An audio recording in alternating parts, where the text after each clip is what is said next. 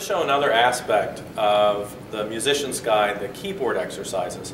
And in all of the series itself, we do a spiral approach. So we take a little something, we add a little something to it, we revisit it, and over time, if all things work the way we'd like them to, and the way we've designed these materials, the student accumulates more and more and more and can do more and more and more with it. So I'll demonstrate using keyboard exercises how this applies to keyboard study. And this is also the basis of inductive listening exercises and the other sort of dictation activities, voice leading activities that they do in the workbook, and so forth. But in Lesson 8, they are exposed to the phrase model and hear this monumental phrase. And that's the initial challenge. And as you can hear in that example, just 1-5-1 with that passing note is the initial take on this.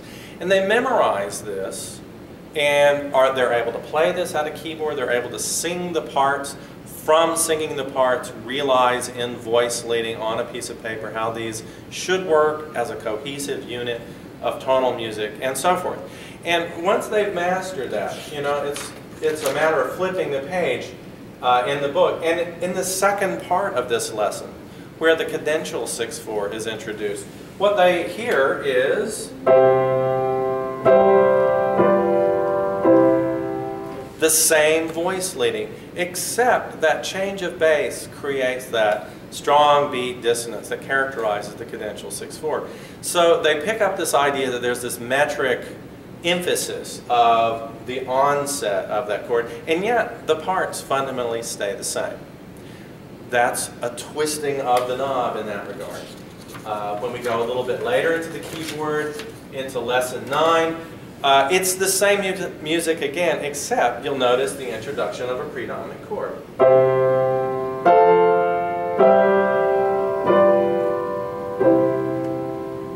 Exactly the same progression you heard, but with a predominant chord at position 2. In fact, in the lessons it tells you that, you know, if you want to do the previous progression, just omit chord 2, so that students can see how this is actually just a slight augmentation of the parameters that they're studying. And initially these are presented as if major key is the only thing in the world, but when they have both either solfege or scale degree numbers, these make it a generalizable pattern, so for major and for minor. So that same thing could be, of course, played in a minor key.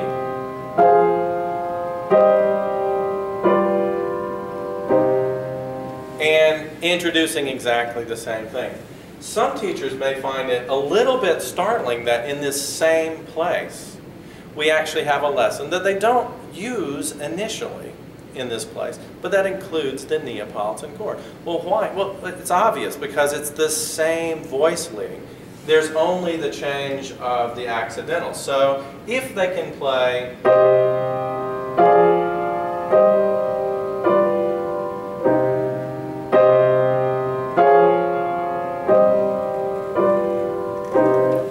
is not a leap.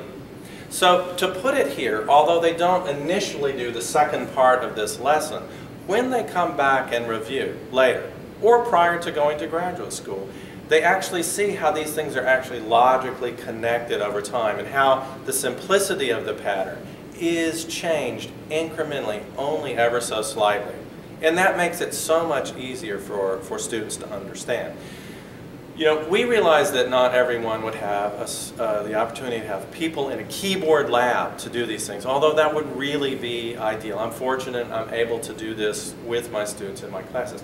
And yet every classroom in which music theory is taught will have at least a keyboard, a piano. So even in limited circumstances like that you can still have students do some of the demonstration of this in class, but certainly outside of class, and the kind of meetings maybe with the TA or the tutor, or maybe individual meetings with you, the professor. You know, these are activities that cement every aspect of the music making in the book and make music theory something that's a performable, active, live music making experience.